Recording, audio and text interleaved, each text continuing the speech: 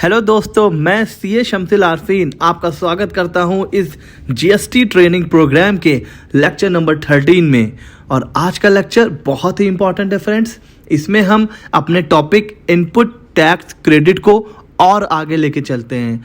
और आज हम एक बहुत इम्पॉर्टेंट टॉपिक को डिस्कस करने वाले हैं, जो ये है कि हम आईटीसी को अपने जो रिटर्न होता है जीएसटीआर 3B उसमें क्लेम कैसे करें।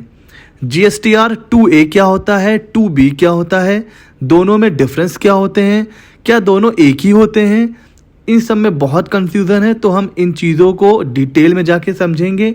सो फ्रेंड्स, बिल्कुल भी डिले नहीं करते हैं, सीधे चलते हैं अपने आज के लेक्चर की तरफ। Input tax credit part 3। दोस्तों, सबसे पहले हम जो रिटर्न फाइलिंग का जो मैकेनिज्म है उसको समझ लेते हैं। हमने किसी सप्लायर से परचेज किया, तो जो मेरा सप्लायर है वो जीएसटीआर 1 फाइल करेगा, जिसमें वो डिटेल देगा। वो जो जीएसटीआर 1 फाइल करेगा उसका जो आईटीसी होगा वो मेरे जीएसटीआर 2A में ऑटो पॉपुलेटेड हो जाएगा। ठीक है, सामने वाले ने यानी कि सामने वाले सप्लायर ने अपना जीएसटीआर 1 फाइल किया। जैसे ही वो जीएसटीआर 1 फाइल करेगा, मेरे 2A में मेरा आईटीसी शो करने लगेगा। जीएसटीआर 2A में। जीएसटीआर 2B में कौन सा आईटीसी आता है?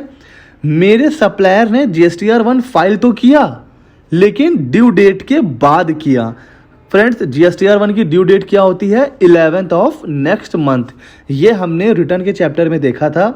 अगर आपने रिटर्न्स का चैप्टर नहीं देखा है, जीएसटीआर 1, जीएसटीआर 3B, तो पहले उसको देख लीजिए, बिकॉज आज के इस लेक्चर में उस चैप्टर से लिंकेज होने वाला है।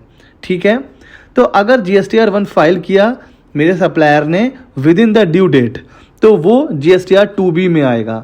यानी कि अगर कोई सप्लायर ड्यू डेट के हिसाब से रिटर्न फाइल करता है तो वो जीएसटीआर 2A में भी आएगा और जीएसटीआर 2B में भी आएगा।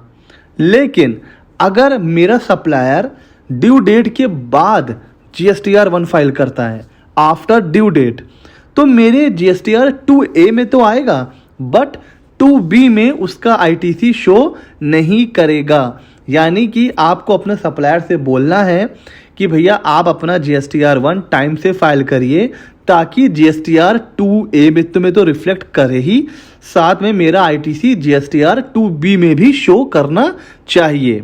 जीएसटीआर 2B में शो करना इतना इंपॉर्टेंट क्यों है, ये अभी हम आगे डिस्कस करेंगे। तो यहाँ पे आपने डिफरेंस समझ में आ गया।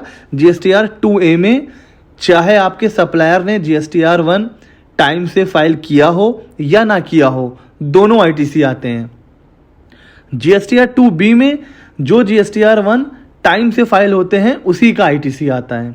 ठीक है सर, ये जीएसटीआर 2A 2B क्या होते हैं? क्या कोई रिटर्न होते हैं? नहीं, ये सिर्फ आईटीसी की इंफॉर्मेशन देने के लिए एक इंफॉर्मेशन होती है आईटीसी की, तो ये सिर्फ ओनली इंफॉर्मेटिव होता है।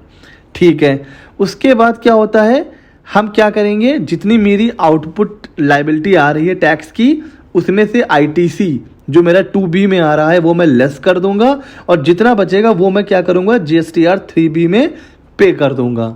ठीक है, समझ में आ गया फ्रेंड्स। पहले सामने वाला जो मेरा सप्लायर है जीएसटीआर 1 फाइल करेगा, वो मेरे जीएसटीआर 2A 2B में रिफ्लेक्ट करेगा, वहाँ से मैं आईटीसी पिक करूँगा।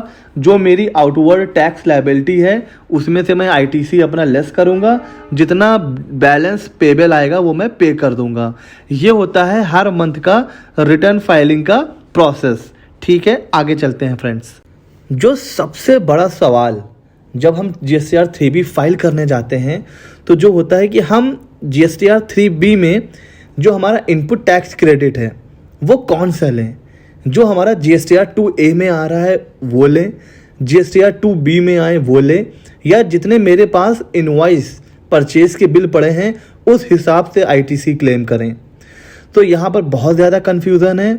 इसी कन्फ्यूज़न को सीबीआईसी ने अपने एक ट्वीट, या आप कह सकते हो एक क्वेश्चन के रिप्लाई में सीबीआईसी ने इसको क्लैरिफाई किया।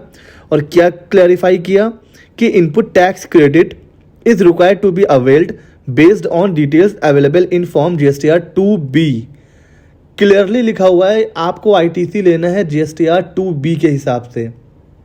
हालांकि इस रूल को कह सकते हो कि बहुत से हमारे कोर्ट्स में चैलेंज किया गया है कि जब हमारे पास बुक्स ऑफ अकाउंट में जब मेरे पास परचेज के बिल हैं और GSTR 2A में आ रहा है तो हम ITC क्यों ना लें।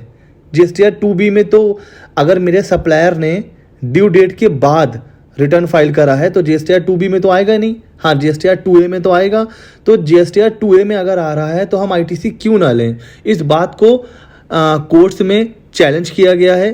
क्या डिसीजन आता है वो बाद में देखेंगे। हालांकि अभी रिसेंट में high court Madras high court ने एक कह सकते हो जजमेंट पास किया है जो कहीं ना कहीं आप कह सकते हैं कि हाँ एसएससी के फेवर में है। आइए उस जजमेंट के बारे में देखते हैं। मद्रास हाई कोर्ट ने DY बीथर एंटरप्राइजेस 2021 के मैटर में एक ऑर्डर दिया जिसमें ये कहीं ना कहीं जो जेन्युइन बायर्स हैं उनके फेवर में है।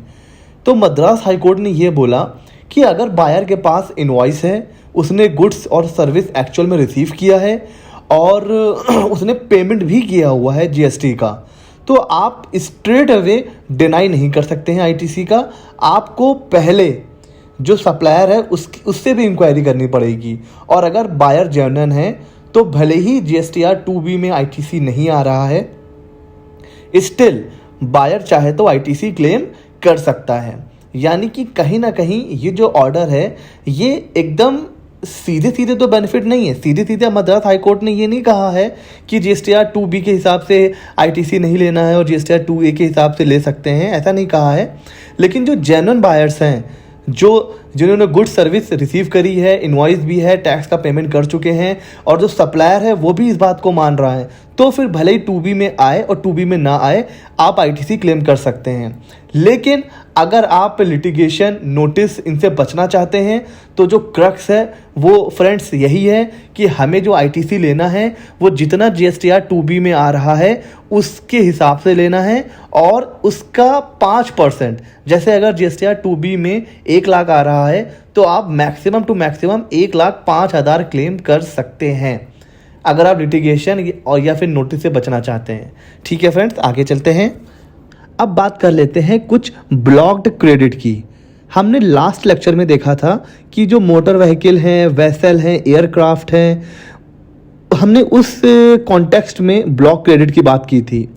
आज हम कुछ और सर्विसेज या गुड्स के बारे में बात करेंगे कि अगर आप ये गुड्स और सर्विसेज परचेज करते हैं और इसके ऊपर आप GST देते हैं तो आपको कोई ITC नहीं मिलेगा क्योंकि इन पर है ब्लॉक्ड क्रेडिट।